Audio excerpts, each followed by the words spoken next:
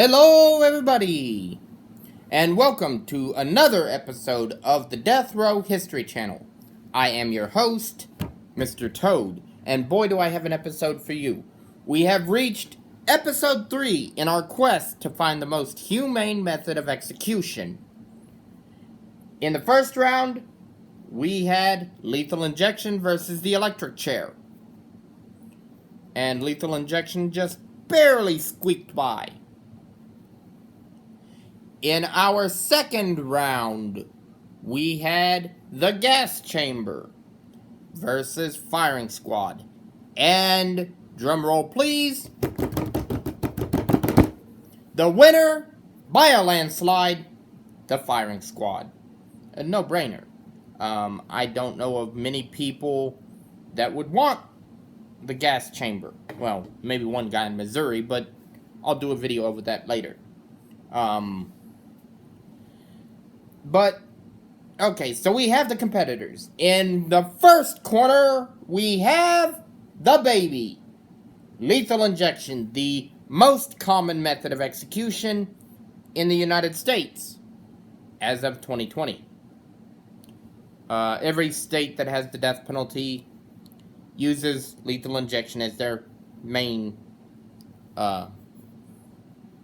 method of execution. However, there are problems. As I stated in my last video, lethal injection is a 3-drug method. Lethal injection is a 3-drug method. You have a anesthetic, a paralytic, and a potassium chloride. So the problem is, with the 3-drug method, the problem is procuring the drugs, which is hard because drug companies in America don't want to sell to the state prisons because they know they're going to execute people. And companies in Europe don't want to sell to prisons for the same reason. So they've had to go to some underhanded methods. The most comical of which, for me personally, is Missouri. You have essentially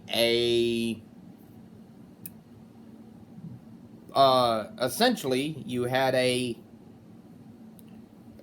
series of events where, much like you would buy any other drug, it was back alley. So you walk into a bar, you hand the guy $1,000, and you say, "Hey, do you have my milazepam? Sorry, hey, do you have my zirconium bromide? What about my potassium chloride?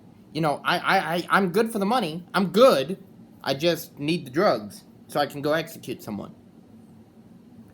Yes, this is a gross exaggeration, but that's really how it was. It was more back alley deals on how to get the drugs.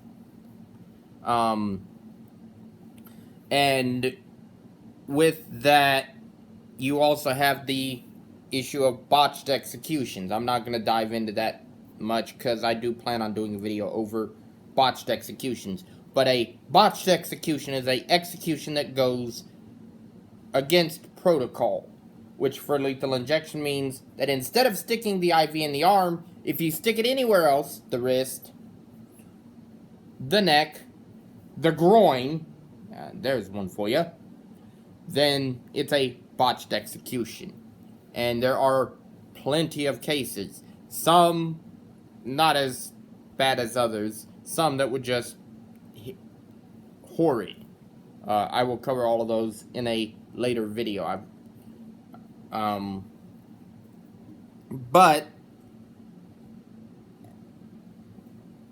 So we have lethal injection, the most commonly used method, and what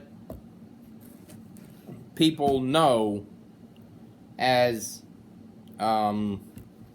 for the standard for lethal injection.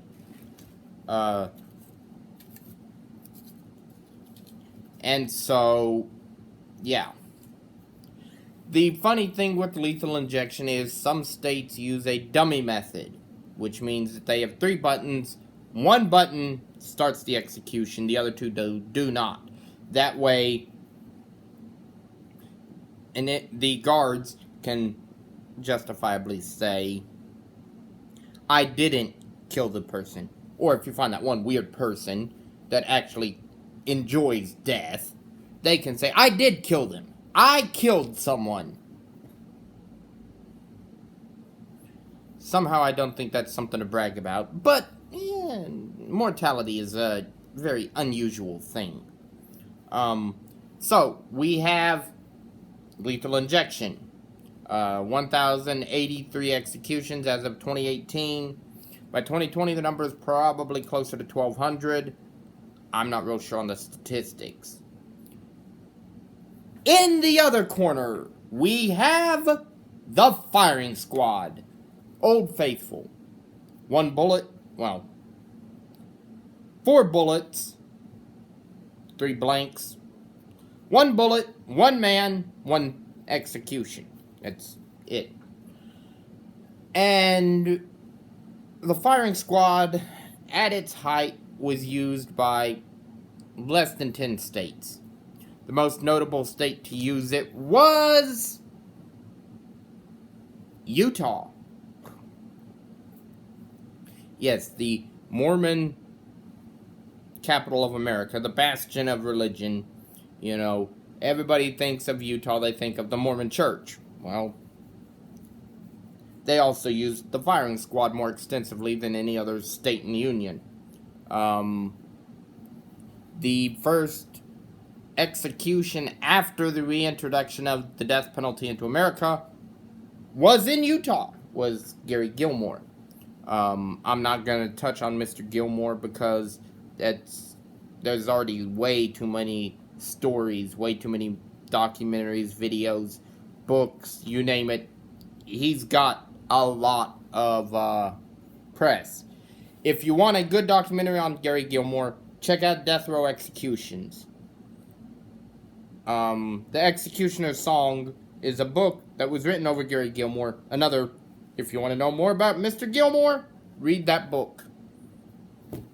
But I will mention one notable firing squad execution that really impressed me. From a sense of, doing things proper. And that would be the 1913 death of a Montenegrin miner by the name of, bear with me here, for those who speak any Slovakian language, I apologize now if I butcher the name. I don't speak Slovakian. Hell, I barely speak English. That would be Mr. Andrija Mirković. For the sake of this video, we will call him Andrew. So, Andrew Mirković was executed May 14th, 1913 at the Nevada State Prison. Mirković, there's a lot of things about the Mirković case that make this an interesting case. Number one,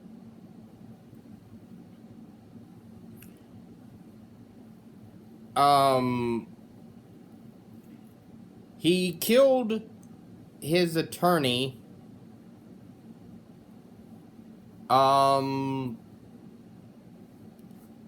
He killed his attorney, which many criminals want to do, in a old-fashioned blood feud, because the story is Mirković got money from an inheritance and he felt that the attorney had taken some of the money that he was owed. So, before stabbing Gregovich, his attorney, John Gregovich, before stabbing Gregovich, Mirković said, "I will get you, you old son of a bitch." Sorry for those that language upsets, direct quote there, my friends, and he stabbed him, puncturing his lung and severing his femoral artery. Yeah. So, Gregorich died. Merkovich. Now, all of that said, what makes Merkovich's execution interesting is, in 1910, at the urging of the Mormon population of Nevada, the state of Nevada had implemented in their constitution that an inmate could choose firing squad or hanging. Merkovich chose firing squad. Small problem. They were not able to find 5 marksmen that would actually carry out the execution. So they built a shooting machine. This machine was 3 rifles, 30-30 rifles, that were attached to coiled springs that would, release the trigger, and a string, and you would cut the string, the gun would go off, it would kill Merkovich. Worked perfectly. And it did. It dispatched Merkovich into the afterlife. His final words were, "I die like soldier." Brilliant words. But the interesting thing is they never used that machine again. It sat in storage from 1913 until 1942, when it was given to the United States government as scrap metal during World War II, during a scrap drive at the prison. If that machine had been used more than just once, it could have revolutionized the way that firing squads were handled. Now, there is one interesting thing with firing squad has a benefit that no other method has. Lethal injection, gas chamber, electric chair. Once you get executed with those methods, your organs are cooked. However, with firing squad, organ donation is on the table. Now that might be a little odd for some people, but if you're needing a kidney, a liver, heart, lungs, eyes, whatever, you really don't care where they come from.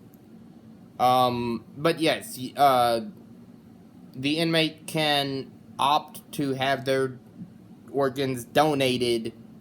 Well, maybe not a heart, but they can opt to have their organs donated after a firing squad execution.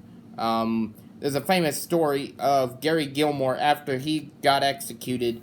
They took his eyes and gave them to a blind man in Utah. So, somewhere, there's a guy walking around with Gary Gilmore's eyes. Again, he was just happy to get a pair of eyes. He didn't care where they come from. But, yes, so there you go. You have lethal injection, you have firing squad. You choose which one is the most humane. By that I mean, if you are on death row, which one would you want to be used on you? I don't try to sway my audience one way or the other. This is solely y'all's choice, y'all's opinion. But keep in mind, based solely on the facts of this video, which would you want to use? Or which would you want used on you? This has been Mr. Toad saying, have a wonderful week, folks. I'm gone.